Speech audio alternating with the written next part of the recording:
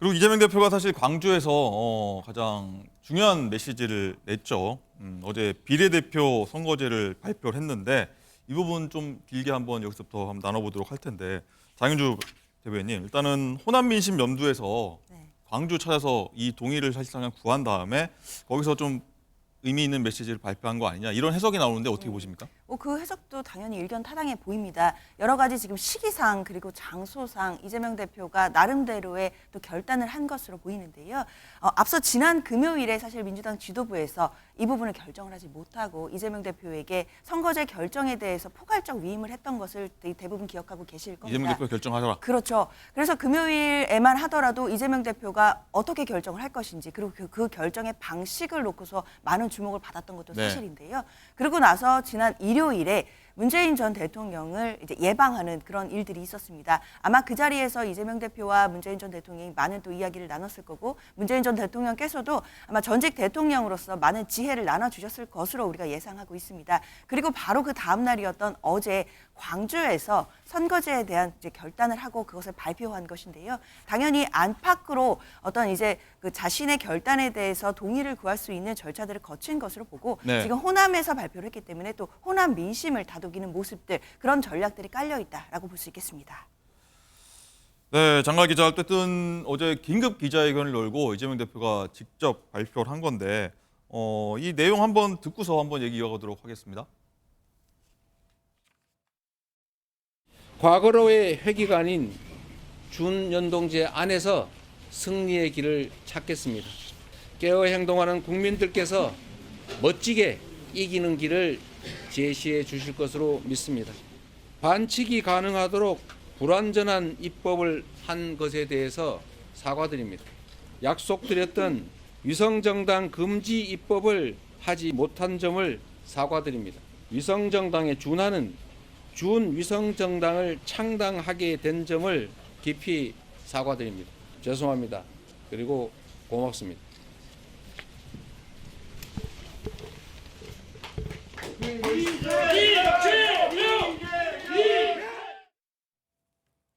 네, 장관 기자. 이재명 대표 4번이나 고개 숙이면서 기존의 준연동형 비례제도 가겠다라고 하면서 고개를 숙였지 않습니까? 굉장히 좀 돌고 돌아 왔다 갔다 오락가락 하다 결국에 여기까지 왔는데 자, 어떤 내용 했는지 당시 상황 어땠는지 한번 설명 좀 해주시죠.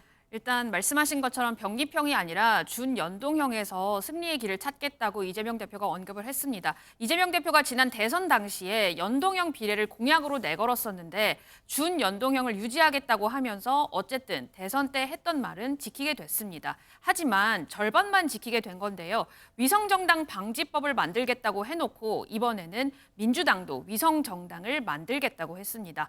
당초 양당제 폐해를 거두고 소수정당에게도 길을 열어주자고 만든 연동제지만 결국 민주당도 위성정당을 지난 때처럼 만들겠다는 건 거대 야당이 비례표도 가져오겠다는 거니까요. 사과도 수차례 했습니다.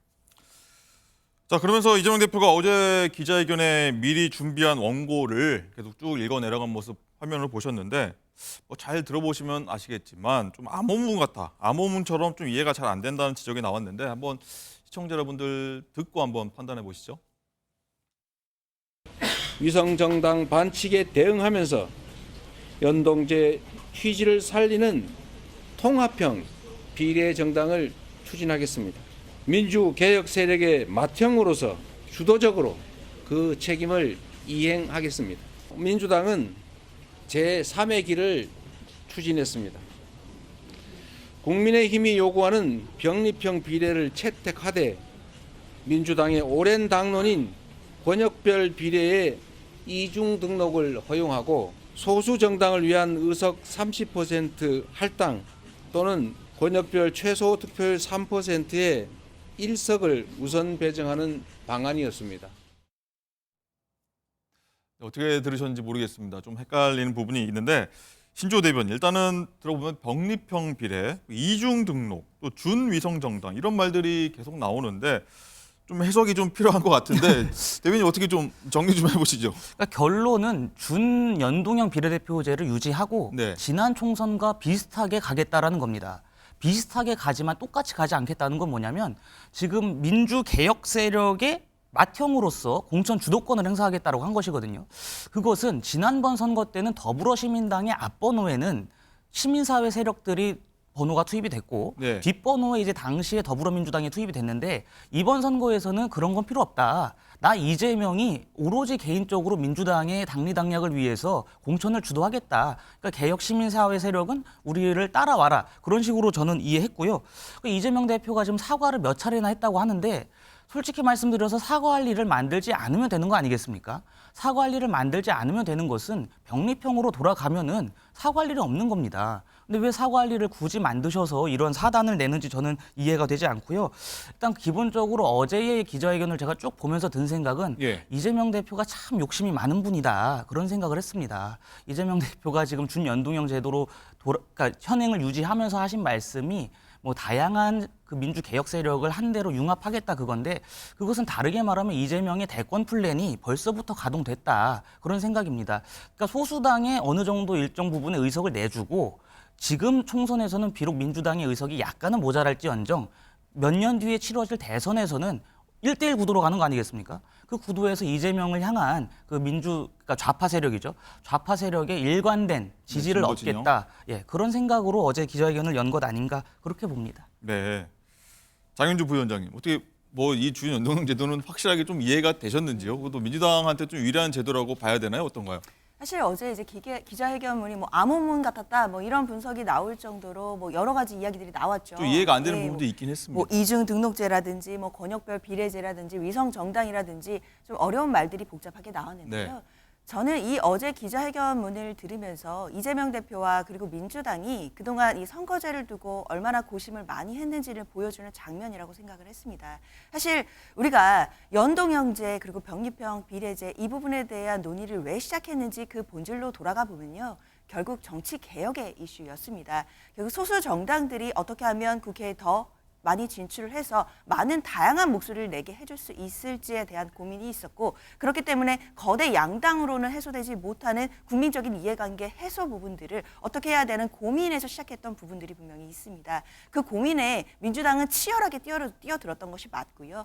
그리고 이제 한편에서는 분석하는 것처럼 거대 양당에게는 오히려 병립형 비례제가 유리할 수도 있다라는 해석들이 있었지만 그런 유혹들을 뿌리치고 결국에는 명분을 취했다라고 저는 볼 수 있을 것 같습니다. 어제 이재명 대표가 발표했던 부분들 중에서 특히 저는 기억에 남는 게 네. 소생적 문제의식과 상인적 현실 감각이라는 고 김대중 대통령의 그 말을 인용을 했거든요. 결국 이상은 추구를 하지만 현실적인 부분은 어쩔 수 없었다는 부분들이 이재명 대표의 또 사과로 이어진 것 같습니다. 저는 국민들께 솔직하게 사과할 것은 사과하고 네. 그렇지만 정치적인 명분을 획득한 부분은 높게 평가할 수 있다라고 보고 있습니다. 알겠습니다. 자, 이거 사실 준연동형 비례제 한번 알려드리려고 어제 상당히 공부를 좀 많이 했는데 굉장히 계산법도 좀 복잡하고 근데 어떻게 되는 거야 좀 헷갈리는 부분이 많은데 시청자 여러분들 어떻게 보셨는지 모르겠습니다. 조금 전에 이제 컴퓨터 그래픽으로 좀 화면에 나가서 이제 계산 방식이 나왔는데 이해가 되셨는지 모르겠는데 일단 국회의원들도 관련 법을 다뤘던 국회의원들도 사실 아리송한 부분이 있었어요. 예전에 한번 그 발언들 한번 저희가 한번 듣고 오겠습니다. 권역별 득표율을 가지고 계산하는 게 아니라 총수는 전국 득표율을 가지고 먼저 총수를 확정하고 이 총수를 가지고 자기 이 정당 내에서 권역별로 당선자를 배분하는 거예요. 이 산식이 굉장히 복잡해서 산식은 암만 복잡해도 정해지면 나중에 컴퓨터로 처리하면 되잖아요. 근데 여러분들 이거 이해하려면 굉장히 힘들어요. 뭐 표 찍는 건 그냥 하나만 찍으면 되죠.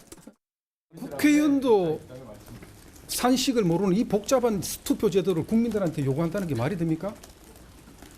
국민들은 그 산식을 알 필요가 없습니다. 그러면 안 되지.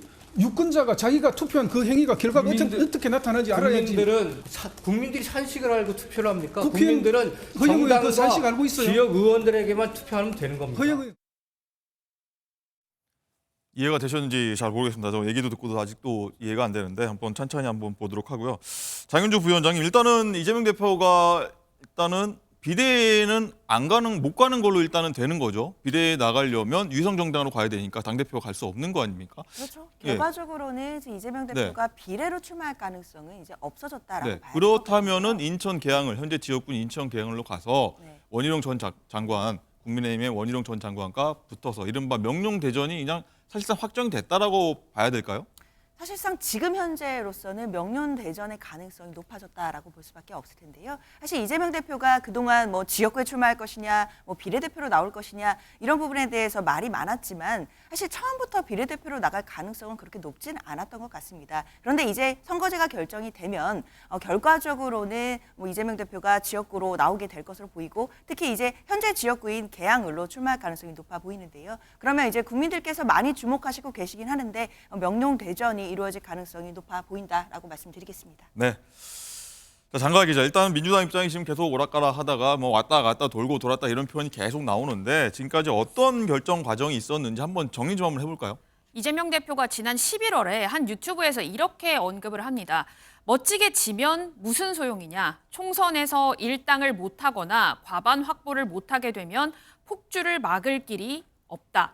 이 말은 병립형을 해서 정당 득표율 따라 주르륵 이렇게 비례를 받겠다 이런 뜻으로 해석이 되죠. 그랬다가 이탄희 의원이 준연동형을 주장하면서 불출마 선언을 하는 등 당내 반발에 부딪혔고요.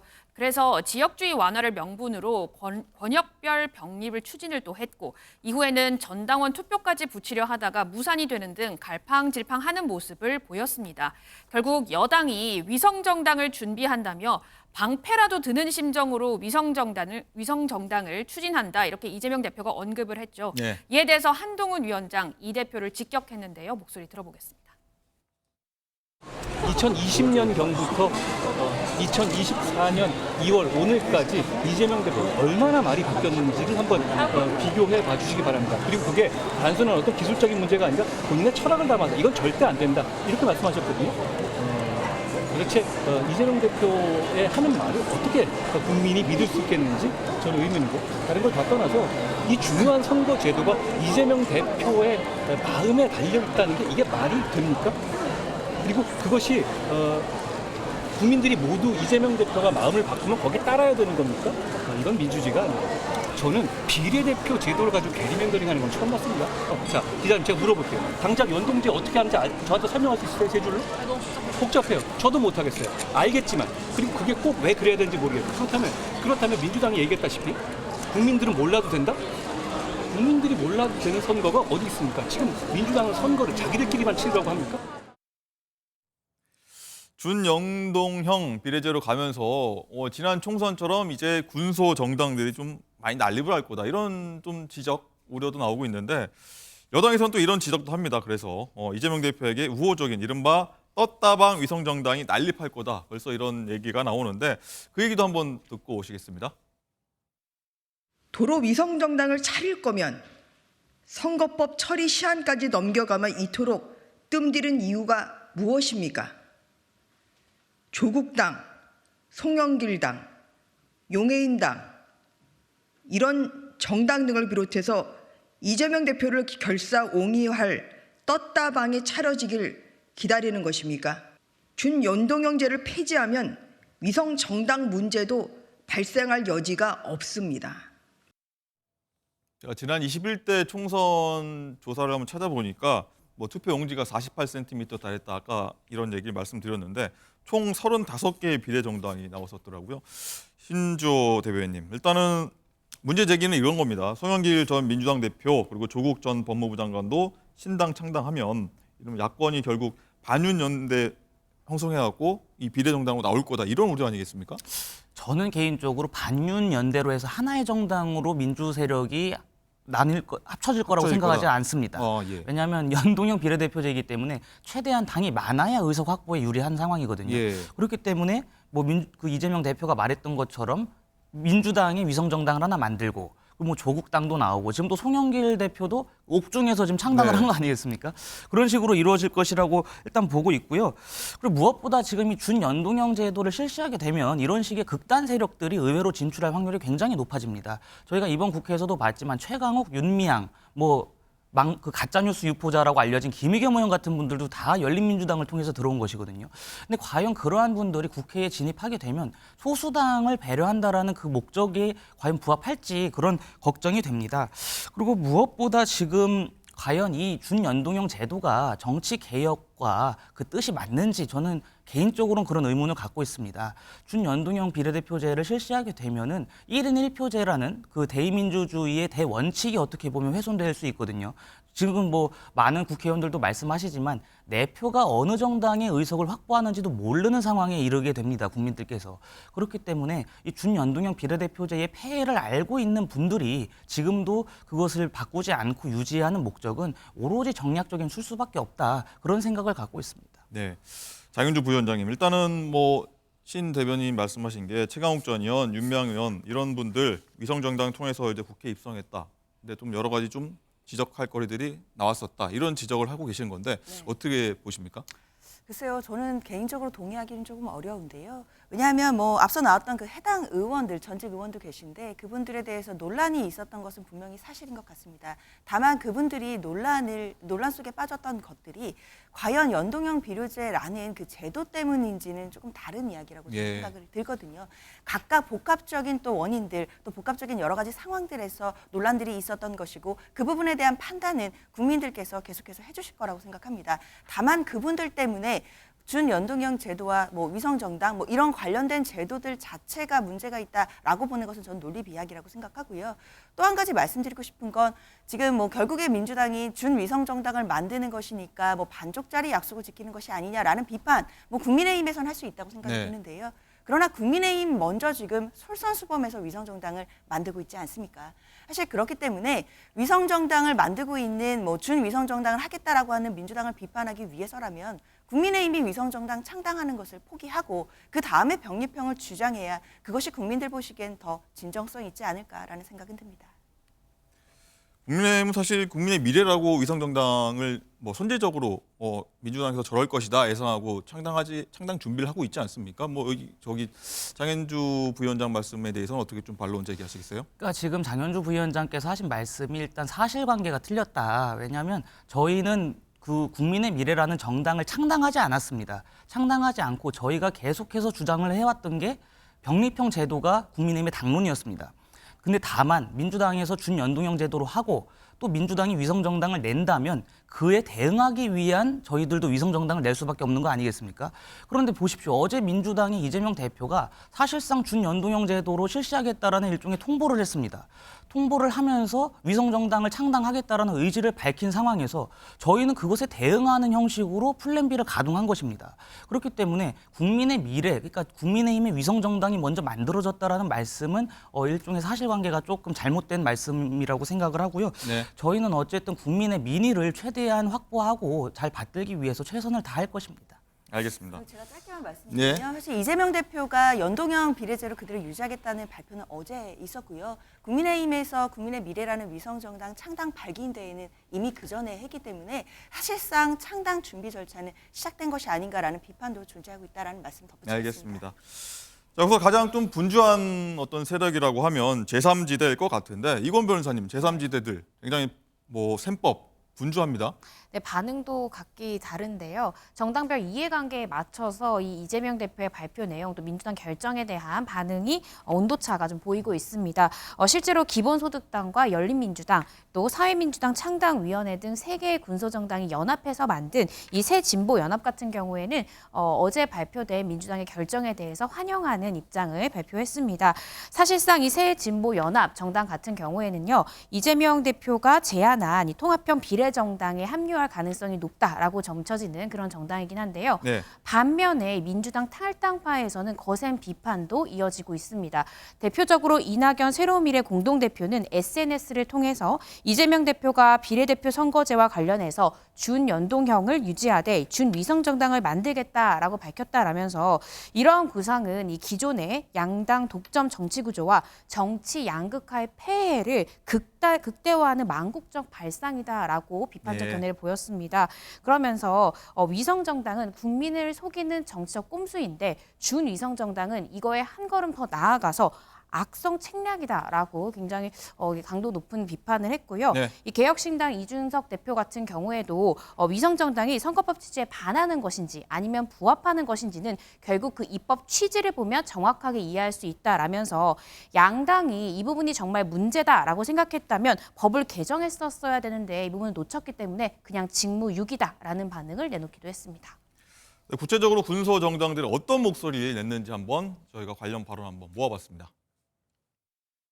정말 양당이 이것이 문제라 생각하면은 법을 개정했어야 되는 것이지 이재명 대표의 그런 어떤 입장 발표처럼 고심 끝에 준위성 정당 뭐 이런 거는 고심의 흔적이 보이지도 않고 저는 그냥 직무유기였다. 저는 이런 생각을 합니다. 촛불이 요구했던 정치개혁을 국민과 함께 이어나가겠다라는 뜻으로 받아들입니다. 가장 먼저 민주진보 진영의 담대한 연합을 제안해왔던 당사자로서 환영의 뜻을 표합니다.